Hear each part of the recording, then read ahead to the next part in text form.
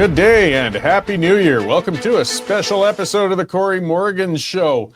Yeah, it's been quite a year, and you know what? It's worth kind of reviewing it and going over it and just chewing on what's been a strange and unusual time in Canadian politics and the world. So who better to sit down and go over all this with today than the Western Standard's news editor who's been trying to keep up and cover all this, Dave Naylor. Well, welcome to a full show. I can babble at you. Happy New Year to you and Jane. Yeah. It's full of success for you. Thanks, and to you and yours. And do you know what it is in terms of the year, the Chinese zodiac, the year of the... I have no idea. Oh, neither do I. Some animal or another. I mean, whatever it is, I'm sure they eat it. Yeah, it's been a utterly crazy news year. From politics to sports, it's just one day after another. There's just never a slow news day, and stories take twists and turns, and it's been a lot of fun. And a tip of the hat to my news crew across Western Canada. I think they've done a great job this year. Oh yeah, that's it. I mean, it's the Standard's been doing well. I mean, lots of news is actually good fodder for us, even if a lot of it's horrible news. But a great crew lined up: Saskatchewan, BC, out here. Yeah, it's all good, and onwards in the future for 2025. Yeah, so we'll deal with 2025 in the coming shows and weeks and months to go here. Let's look at 2024 and how crazy it was. I guess maybe there's no sense trying to guess which one was the top story or whatnot, but one that has to head it off was the American election. I mean, it impacts the world, it impacts Canada. Donald Trump is back. Donald Trump is back, bigger and badder than ever. Yeah, it was worldwide implications with the war in the Middle East and then the war in the Ukraine. So it's going to be a very interesting presidency starting January 20th. And let's be honest, Cory, he's already basically acting president. World leaders are going to him. They're not going to Joe Biden, even when he's still the president. They're going to him. So it's going to be fun. Yeah, well, and Biden, he's disappeared. I mean, Biden disappeared at the first debate last year. I mean, he's just not cognitively there. They're kind of going through the motions. We'll keep him in until the inauguration. Nobody's really seen much of him. No, and I think the Democrats have a lot to answer for that, because they hid that. They hid how bad his mental state is from the American people until it was too late. Until Trump crushed him in that debate, and they realized that he had to go, and I guess Kamal is our choice, and didn't work out well for him. No, so now we got the Orange Man, and he's got to be at least the most unpredictable. We don't know what he's really going to do. I mean, he says what he's going to do, but then other people dismiss it as trolling, and it is trolling, but sometimes he does follow through on what he's going to do. I mean, the biggest fear is the tariffs. I mean, that would cripple Canada. Do we think it's going to happen? Yes. I mean, the last time he was in, he put tariffs in, and slowly had to be worked through to be lowered. I think since day one, Alberta's, kind of lobbying for a special deal.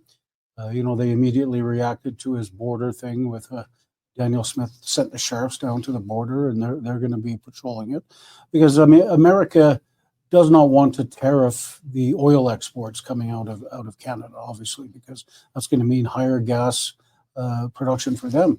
But lumber, car manufacturing, stuff like that, I'm pretty sure it's coming.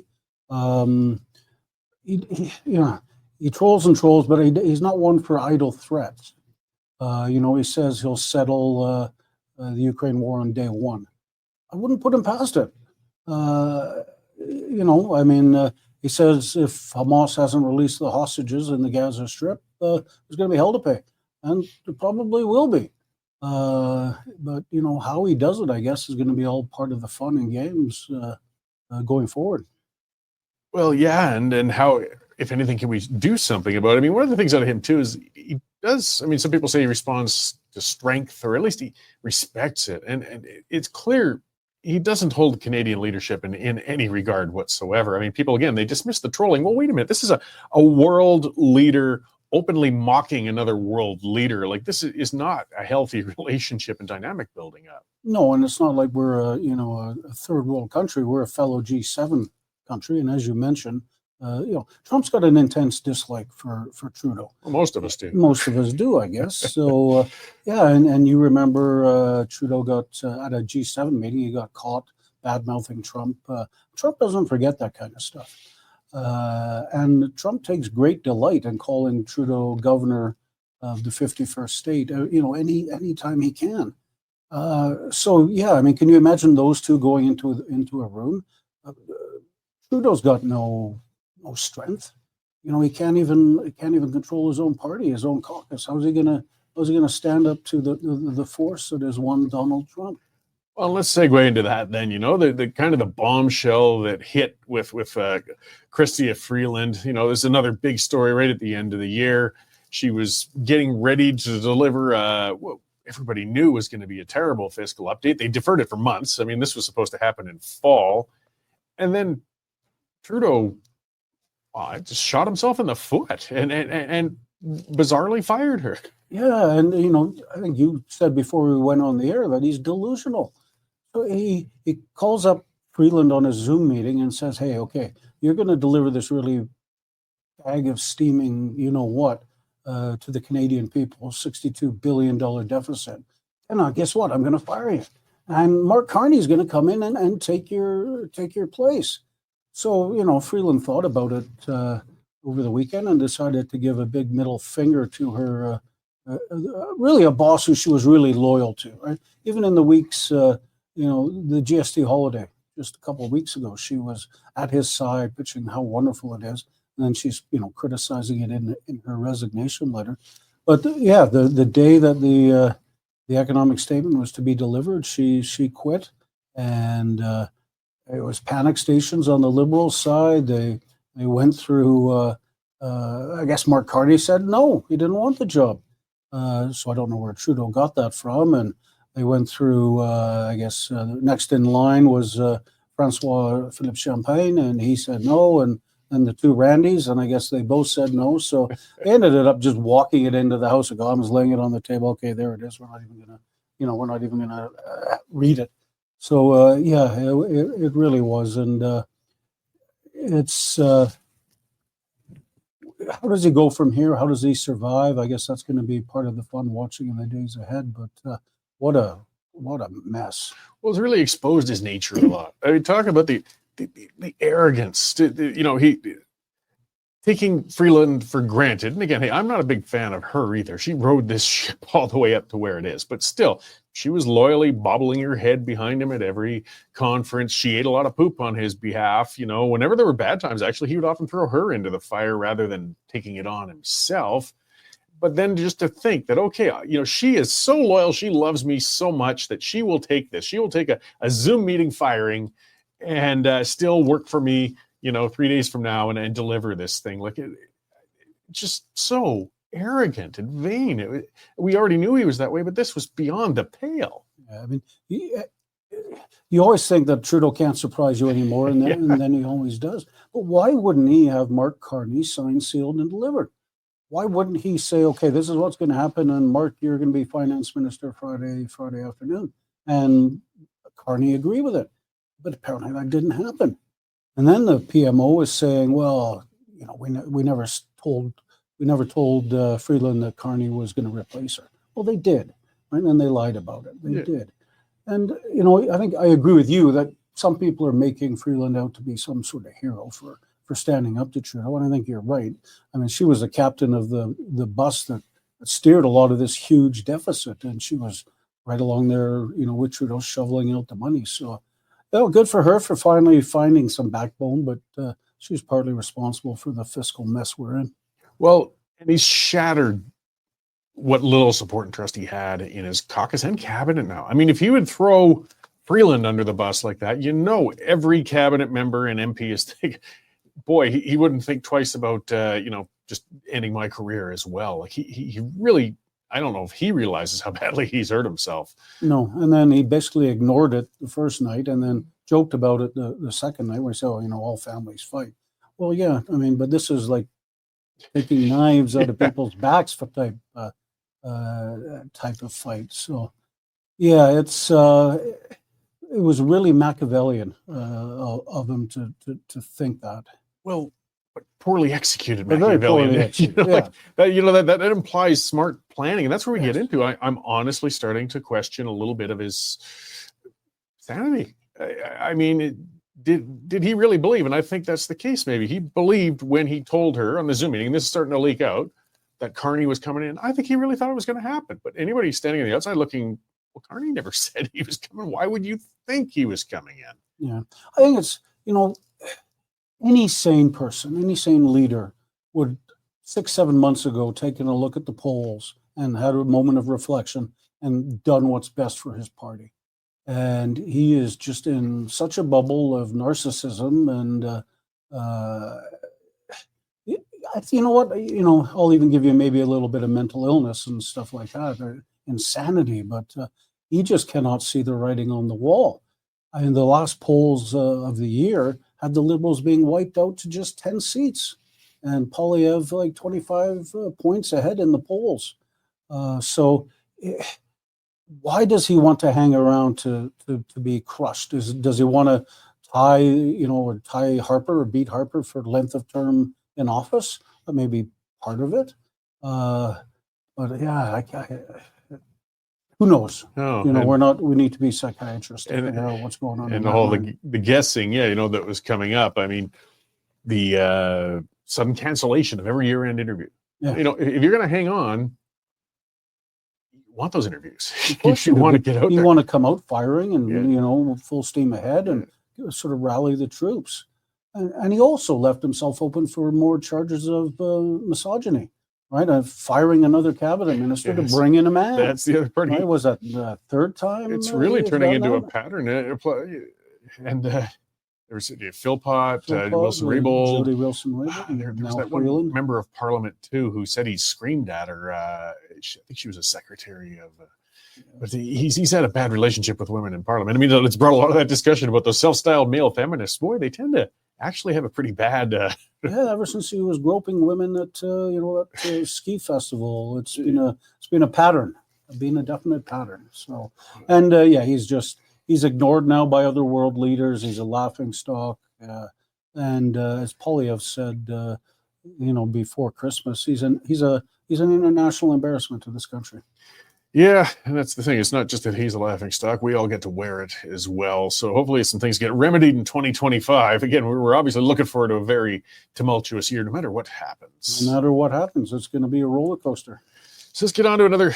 I mean, this has been going on for years, but it's still a story. It's happening right now. The releases come out, and people are almost ignoring them. But the residential school issue, it's not resolved. In fact, they're starting to talk about making it illegal to discuss it any longer. Yeah, I mean.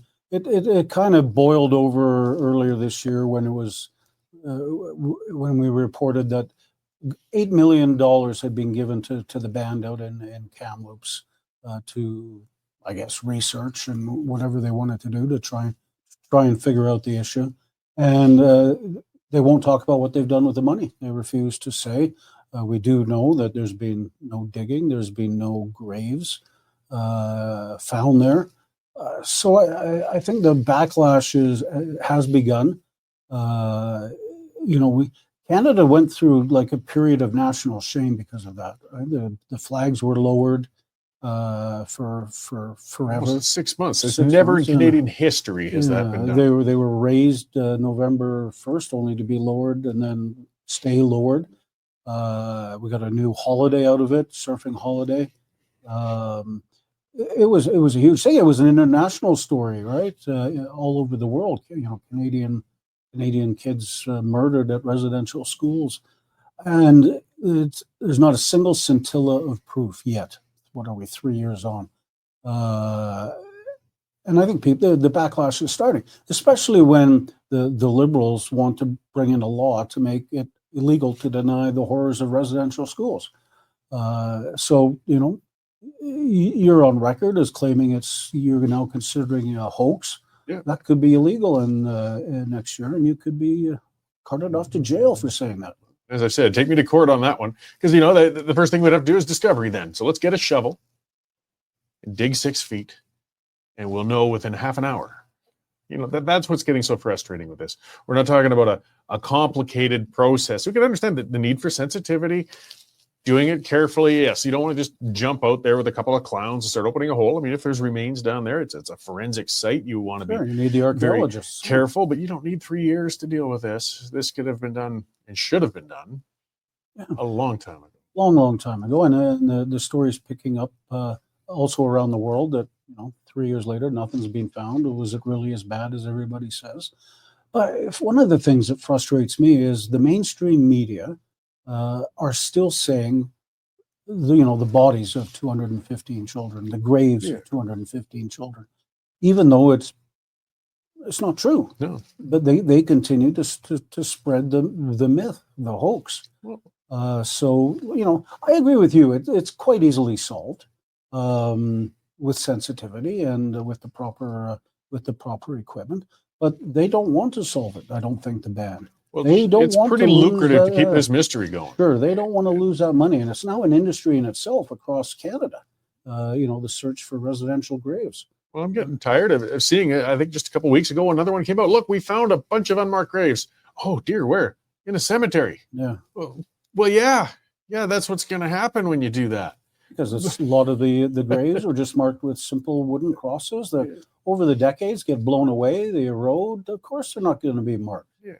But every time they find some, we need money to invest. Can we investigate this? Yeah, it's a growing cottage industry. Well, it's causing more and more hurt. I mean, the people who actually believe this, and I mean, the stories were absurd, but some people believe it. They really believe babies were strung on hooks, children who were awakened in the night and taken out to bury their murdered compatriots in the field.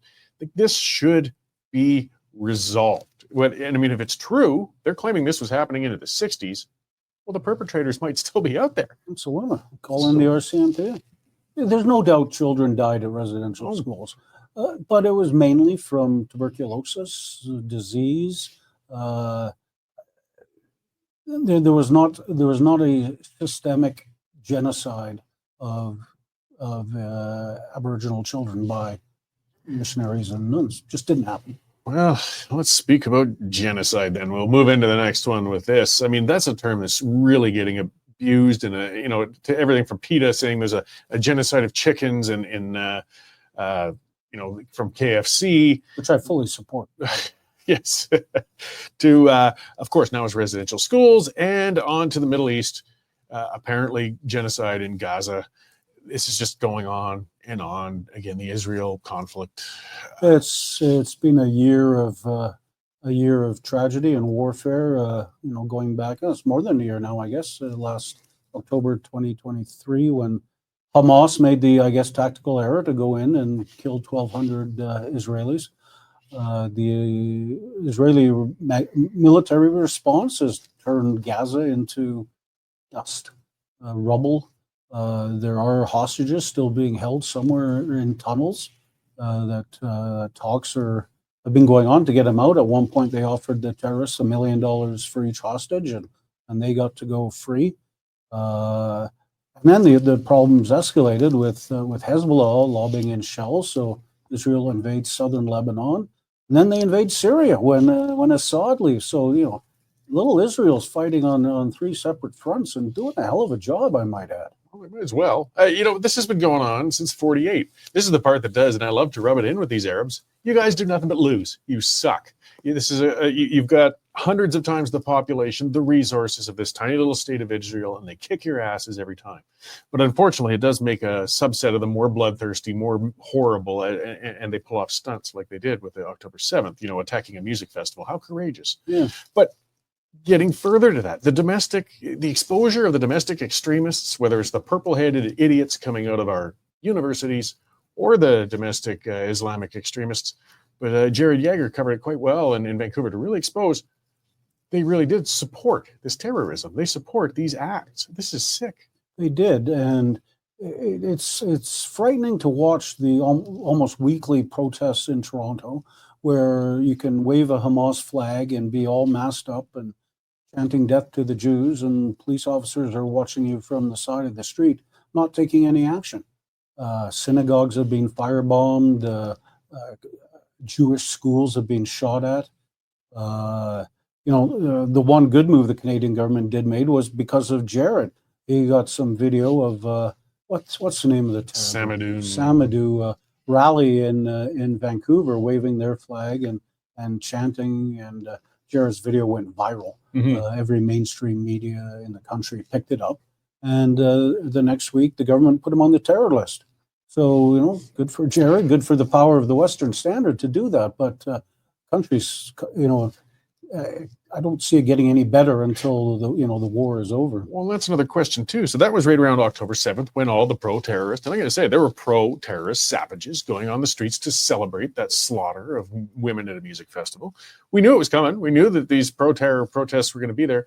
Why was the Western Standard the only one on the ground in Vancouver to cover that? Especially when it was happening outside the literally CBC outside their building, outside the CBC building, and they didn't cover it. CTV, Global, none. I think it's a case of they're so regular now that the media just doesn't cover them. They don't think, well, just another march, right? But it's these jokers. They pick a Jewish neighborhood and they terrorize. They set up shop in the Jewish neighborhood and terrorize the poor people there until the police start cracking down, cracking heads, and making some arrests. It's just going to continue because there's no reason to stop.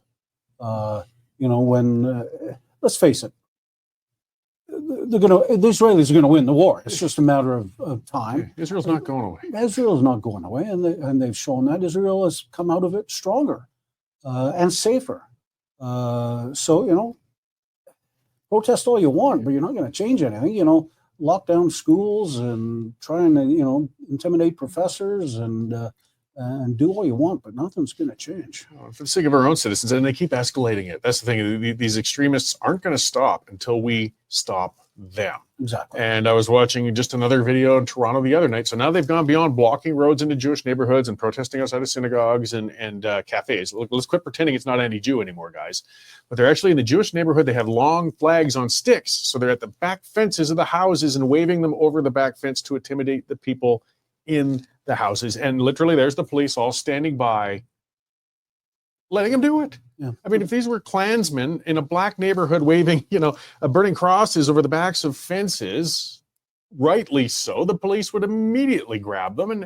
But this way, they're bringing them coffee and donuts still. What the hell is going on? It's crazy. Credit to Calgary Police and Edmonton Police we haven't put up with them. When the protesters tried it at the U of A and the U of C. They were quickly frog marched out with some pepper spray and paintball gun wounds. Yeah. Good for them. They have not been back, have they, Cory? No. Well, and those idiots tried it down on a main street in Calgary, one rush hour too, and the police pulled them out of there. They were done quickly. So it works. It is a policing failure in Toronto is the big problem we've got right now, and I think it comes probably from the Toronto mayor. I mean, she's a wingnut, and the Toronto police chief is just weak and ineffective. You talk to the average Toronto cop, and I'm sure they'll tell you they want to get in there and bust these guys' heads open. But they can't because they haven't got the orders yet, right? And it really is a sad situation. And I would not want to be a Jewish person in Toronto at the moment. It's scary. Oh, it just keeps coming up. All right, well, let's get on to something a little more odd, but it was an Olympic year. It was, wasn't it? Europe, and lo and behold, one of the things I dug up was I used to love National Lampoon, fantastic magazine, and you had PJ O'Rourke and others writing great stuff in it, and also, of course, you had topless women in the black and white photo funnies, but the covers were always awesome.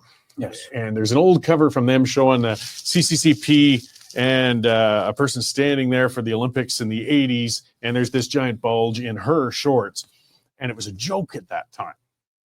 Now. Right. I mean, you used to look at the East German women's weightlifting team, and you're like, come on here, guys. Come on. You're not fooling anybody. But it was great Olympics. Canada did excellent, but it was highlighted, overshadowed by gender identity. When you've got a boxer with male hormones beating the living crap out of his female compatriots, and winning the gold medal, and it sparked outrage. One of the boxing women who said, "No, I'm not going to fight her," was called, "You're discriminating." Well, I'm not. I just don't want to get into a ring with a man and get the crap beat out of me. Yeah. It's not discrimination. It's the way the IOC supported the he boxer. I get confused here. Yeah. Supported the male boxer in the women's thing is just shows you how corrupt and how bad the IOC has been. All the way back to 1988 in Calgary. But it did spark a backlash, and there's been lots of sporting associations that have now come out and banned. You've got to be born female to compete in female sports. If you're born a male, or you can't compete, and I think that's for the good. And it's obviously led to the political changes that have swept through Alberta. Well, and seeing some of that coming in Alberta, I mean, I think that's where they're finally pushing it way beyond the goal line with this. People are being asked to deny what they can see with their own two eyes.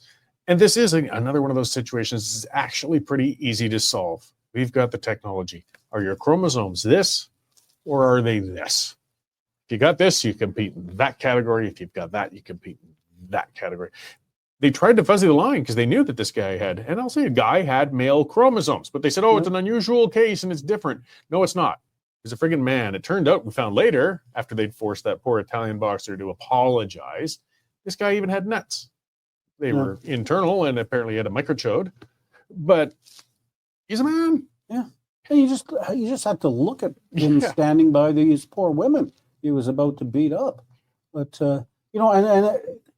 before the Olympics, it started with countries in Europe like Sweden and Finland and Great Britain. They banned puberty blockers for kids, and there was the usual left-wing outrage, and they presented pretty compelling scientific evidence as to why you don't want to be putting 13, 14-year-old boys or girls on puberty blockers.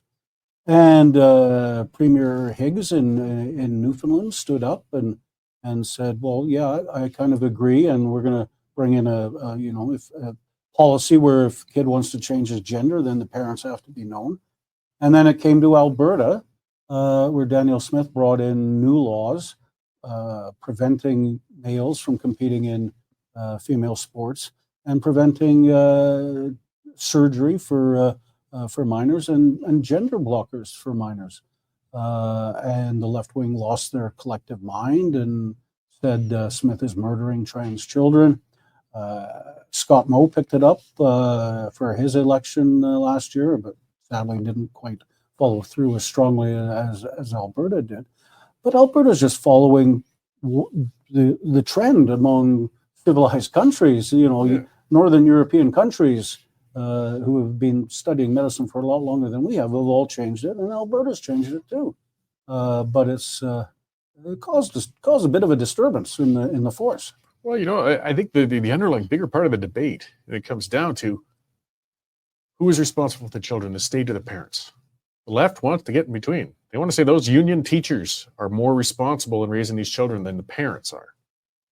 And that's where I think they're again, passing those goalposts. Even leftist parents realize, no, wait a minute. What's happening between my child and I is supposed to be between me and child, not the government. And, they shouldn't be putting a wall up between me and my child. I know there's abusive parents, but the reality is the default has to be the parental authority. Yeah. And that's what these battles are really about. And the vast majority of the public agree that it should be the parents, right? And it's all part of this whole woke ideology that is finally starting to swing back to normal. There's a guy in the United States called Robbie Starbuck who launched a campaign against corporations who just have crazy DEI policies. And he got John Deere to change theirs, and Tractorland, and Toyota, Harley Davidson, the bourbon guys. They all stopped just before Christmas. American Airlines, they were abandoning their DEI policy. So I think that's going to, in the coming year, you're going to see more and more corporations do that. Problem where it's not changing is universities. I don't know how you get the DEI out of there because they're all tenured. Anything government's funded basically as well. I mean, civil service, some bigger issues. I mean, the difference with where Starbucks has been going is they also have to answer to shareholders. And the bottom line with shareholders, they want to see a return. And they don't care if it's a transsexual, Maori, one-legged, lesbian that is in a position of authority. They just want to see a bottom line showing some profit. And they're tired of that, and they're pushing back. But if universities don't care about a profit, civil services don't care about a profit, so they don't have that pressure coming on to the managers. It's going to be interesting because you've obviously got in North America 2 governments that promoted that with Biden and Trudeau. Biden will be gone in 20 days. Who knows when Trudeau will be gone, but he will be gone, and Poilievre will become prime minister. So it's going to bring the change even more back. But again, you've still got the universities to deal with. Yeah, well, and again, just to kind of go a little more over it, this has been the year of provincial elections in Canada. I was just looking, so we had BC, Saskatchewan, Nova Scotia, and New Brunswick had elections this year. Kind of different outcomes. BC, we saw quite a rise. To me, BC was the most exciting. You had a BC Conservative Party rise from the ashes, folding in or trying to fold in with the BC United. Probably didn't go as smoothly as they would hope, but they came within a whisper of forming government, from being an upstart party to forming government. If I was a BC voter, I don't know why I would vote for David Eby, but it was funny. I mean, you put it on a map, and the vast majority of the land in BC voted Conservative, and it's just the tiny enclaves that give the NDP enough power. So to me, that was a fun election. Obviously, Moe was reelected. No big surprise there. Conservatives maintain power in Nova Scotia. And I think upcoming in this year, 2025, I think we're going to have an Ontario election. I think the polls are favorable for Premier Ford at the moment, so I think he's likely to call an early one. So, Lord Ford, he's an interesting creature, that guy. Is he a conservative or a liberal? Depends on the which way the wind's blowing. Yeah. I mean, I guess some people would say that's a post-ideological stance and an admirable one. I mean, I'm not a fan of his, but, well, he's not married to one side or another. He'll go with, I think it's more personal convenience than perhaps the benefit of the product. We both love him because he's canceling bike lanes and paving them over and giving cars room to breathe again. But then at the same time, he's hand in hand with Trudeau with massive subsidies into Ontario industries. As you're right, I guess it's whatever way the wind is blowing. But you could see, BC the BC government had to elect a speaker from their ranks. So there's not and then you've got two Green Party winners. So it's not inconceivable the EB government falls at some point, and they go back to the polls. I think we're okay in Alberta, right? I don't have to worry about an Alberta election for a while. I sure hope not. I mean, the parallels actually with the BC setup right now and with where Horgan was sitting with the Greens holding a balance of power for a little bit there too. They managed to cling in there for a bit, but it was tenuous. Yeah. And Horgan, that was one of the passings this year, actually. He'd been battling cancer on and off for a few years, but it finally caught up with him. Well, look how long Trudeau's minority government has stayed in. And those two Green Party members have signed a confidence agreement with the NDP, just like the NDP federally did with Trudeau to keep them in power. So, you know what? As we just found out, in the month of December, every day is different in politics, and you just never know what to expect. Well, yeah, this wasn't on the list, but speaking of losers from 2024, Jagmeet Singh isn't faring any better than Justin Trudeau right now. No, I mean, how badly does he want? I mean, he's already rich, right? He drives a $150,000 Maserati, but it's not his. He's not going to tell us who owns it, but it's not his. He's got your $10,000 Rolex watch, so he's got money. You know, he's got a pension, but he doesn't have the gold-plated one yet, and that's what he's hanging on for. Wow. But he's you're right. He's come across. He stands up and Justin Trudeau, you're the worst prime minister in history, and then that afternoon, I'll vote for him. Biggest hypocrite in Canadian political history, without a doubt. Well, and just weak. I mean, I know that, and it gets under his skin. They keep twisting the pension knife. I don't know, maybe for some of his members that's a concern. I don't know if it's that much of a concern for him. Because as you said, he's already pretty well off. He doesn't have to worry about lining his pockets more. I mean, I'm sure he wouldn't say no to it, but I don't think that's the main motivating factor for the humiliating constant support of Trudeau. But the other thing is his party's broke. Exactly. They got no money in the bank. They can't run an election. No. And they're going to be way in debt after the next election because they don't have any, And how do you fundraise with Jagmeet as a leader? Right? I mean, you're sitting there over the coffee table, well, who are we going to? We can't donate to Jagmeet. He's embarrassing us, and it's they're going to be. How do they get more money? It's going to be a tough fight for them. I mean, they peaked with Jack Layton, and they just can't seem to. I mean, Singh is just a weak leader. There's no getting around that. And again, why hasn't the NDP caucus figured that out and removed him? Well, there's the issue. So they're socialists. I mean, if they were of the old school socialists in Russia, and thankfully they aren't, when you're done with your leader, some ricin or something, they have an accident and it goes away. Falling out of a window seems to be the most popular way now. Thankfully in Canada, we're not that uncivilized, but they have that loyalty to the leader mindset with socialists too. They don't take them out through democratic means, so they're stuck with them. And you've got the thing is their party is not going up in the polls. Trudeau's decimated, but they're not benefiting from angry liberals. Angry liberals are all going to the Conservatives. Well, and that's it. What an opportunity. I mean, if they had a moderate, bright, respectable leader of the NDP, they could actually be capitalizing very much on the decline of the Liberals. But they haven't been able to. They're falling with him. And right now, because of that, we're going to have probably the Bloc Québécois as the official opposition.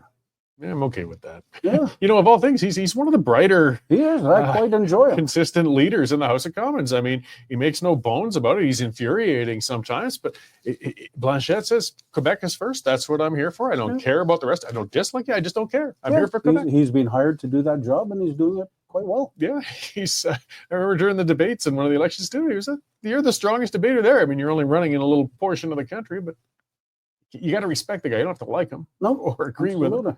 Absolutely. But, and he's kind of eager for an election because they're doing pretty good out there, actually. He'll probably be sitting well. Yeah, so you could have, if they get elected as the provincial government too, the first thing they're going to do is call a referendum. And I hope it's not as tight as the last one. No, I hope they win and leave this time. But you hope? Oh, yeah. I don't know. I want to see Confederation redrawn, but that's a longer discussion. I don't think we've got an hour and a half for that. No. I want to see Canada stay together. People are curious. I'll do that self-serving plug. I did write a book on it, and they can search that out if they like. That's right. See where I'm coming from. Perfect gift for next Christmas, 2025. There we go. But another thing to look forward to in politics. Well, necessarily look forward to. But yeah, if we have another Quebec referendum, boy, that would a big event. I mean, especially with Trudeau as Prime Minister. Well, even without, this country isn't very unified. Even with Poilievre, but again, it's another show. Yes, another show. All right. So let's see here. We got Jasper. We had the fires. I mean, there's been fires every summer, every year. We would talk to the climate change people. There's lots of discussions on whether it's forest management or a drought period that's coming or going or things or whatever. But there's no doubt there have been some pretty bad, bloody fires. And boy, Jasper, I mean, talk about a gem. Yeah, maybe just absolutely a terrible story. A third of the town destroyed, I think, if I remember correctly. Hundreds of homes gone.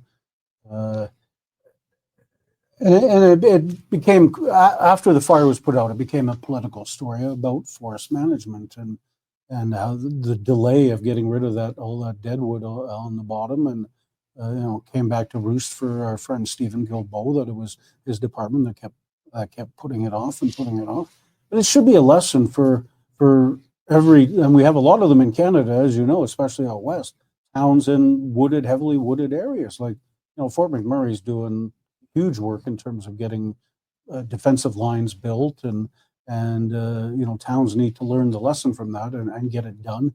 And the federal government needs to spend some money in getting it done for these places.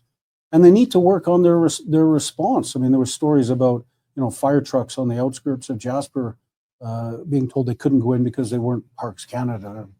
right? Yeah. And they've got to get that bureaucracy figured out that if it happens again, the response is It's all hands on deck. Streamless, and it's all hands on deck, and we'll worry about who pays for what afterwards. Let's just get the fire out. But, hopefully, it was once in a generational type thing, and we don't have to see it. Sure. I'll tell you, as a guy who spends a lot of time in the bush, it's not. And there's some very vulnerable areas I've seen. It was actually a YouTube video I did a few years back because not enough people understand.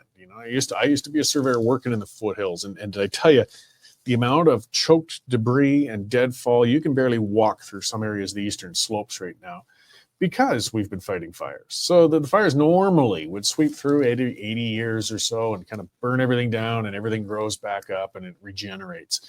And we have hindered it. We've stopped spot fires when they come up and things like that. But also at the same time, the best substitute we have is logging. We stopped that because we don't want to see that on our eastern slopes. But guys, there's a tinderbox out there waiting. And if we don't do something about it, again, we can fight about climate change and everything else. It doesn't matter. The situation is there. And if we don't start cutting that stuff out, it is going to burn, and we're not going to be able to fight it. They talk about the intensity of the fires too, sure, but that's because you have all of that dead stuff there. It's like gasoline. Yeah. If I was in a town like there was a fire that threatened Banff. When all those female firefighters did a controlled burn, did a controlled burn, and it got out of hand, and or Linda Slobodian had some fun with that one. Yeah, that was a tough story. And there's always seems to be now forest fires along the Trans-Canada Highway. 20, 30 hectares there, 20, 40 hectares there. But yeah, I share your concern. What the solution is, I don't know. You got one? No, we just have to get more realistic and proactive with management. I mean, there's no cure. I mean, to try and clear out the amount of deadwood around every community and populated area, the cost as well, even if you got over the environmentalist road bumps and the NIMBYs, it's not easy. No. I mean, it's a lot of bush. Yeah, every town has got to get their defenses in place. Yeah. And spend the money to get their defenses in place. And then when the fire starts, there's less worry. Yeah. We can mitigate. Let the fire do its work and do Mother Nature's work, and the town should be fairly safe. Let's get into an American one. This was an unusual story, but it kind of broke recently. But the United Healthcare CEO, Brian Thompson, gunned down on the street on camera. It's horrifying. This is the world now where we get to see everything. The amount of violence we can see on the internet with that Luigi Mangione. Yeah. What got me is the response from some people to this. Oh, yeah, the left, Michael Moore, and we don't like murder, but in this case, crazy response, and the response from women, fawning over this guy and getting his face tattooed on their bodies. That Taylor Lorenz, she was always nuts, but at the same time, I mean, Piers Morgan, there was an interview, and he called her out, but she would refuse to condemn the man. She's basically saying this murder on the street was a good idea because you don't like private health insurance CEOs. It's insane. Yeah, I mean, this guy's got a family, and he was heading to work and shot in the back with a homemade gun by a guy who was upset because he couldn't have sex anymore because he had a back injury and the surgery screwed it up. Yeah, the guy's a nut. He's a nuts, and he stalked. I mean, this wasn't random or anything. He planned this, and he stalked him, and he knew where he was going to be, and covered his tracks quite well, except when he pushed his mask down to flirt with the check-in girl at the hostel, where you could see his face. And then, continued to munch away with his mask halfway down at McDonald's, and an alert citizen spotted him, and he was turned, but he hadn't got rid of the gun, hadn't got rid of any of the evidence. And these lunatics even boycotted the McDonald's because somebody at the McDonald's reported this murderer, and he got caught because of it. People have a look in the mirror a bit. I mean, come on. And everybody's going down the conspiracy rabbit hole. Well, why was he found? Just happened to be found with the gun. Just happened to be found with a manifesto. Just happened to be found with the bullets. Because he's a Fruit Loop. Because he's a nutcase and he got caught. And, they're all saying that it was planted and stuff like this. But, I couldn't imagine if my wife came home with a Luke, whatever his name, tattoo on her arm. I mean, what are you thinking, woman? I mean, tramp stamps were bad enough back in the day, but what are you thinking, honestly? It's just a bizarre world. I mean, I get pretty worked up with leftist leaders and ones I can't stand, but I would never even for a second think I want to live in a world where the solution is to go out and gun them down. No. No. Yet that is kind of what this underlying from, and not a tiny fringe, a surprising amount of people who think this murderer, this nutcase, is a hero. No. And if somebody guns down Polyev, God forbid, there'll be the same reaction in Canada. Well, and again, same thing. I wouldn't want to see Trudeau gunned down. No. I want to see him out of office. I want to Certainly. see him gone. I wouldn't mind seeing some of the, if maybe he might warrant some charges, but never violence. That's we're better. No, exactly. It's because you and I are civilized. So Unusual, eh? Yes. Usually we're the most uncivilized in the room. In many ways. All right. Well, that ran out the time on us. There's still more Already? stories to cover. Yeah. We didn't even cover them all. Well, there's only one left, and that was an issue in the NDP. And we'll report on that all year, Exactly. anyways. This seatless. Call me when he gets his seat. Yes. All right. Well, thank you, Dave, for all the coverage in the last year. And My pleasure. I know you've got a heck of a lot more to deal with in the year to come. And, and a great team to do it. So. We do have that. And folks, again, thanks for joining in and supporting us all this year. And just that reminder, get on, subscribe. That's how we do it. That's how we can pay the bills. $9.99 a month, $100 a year. Start the new year off right. Get a subscription and support independent media. We don't take tax dollars. We won't take tax dollars, and it makes us accountable to you. So happy New Year to you all. We know it's going to be an interesting 2025. Let's hope it's a productive and better one. And all the best to you and yours. See you on the next show.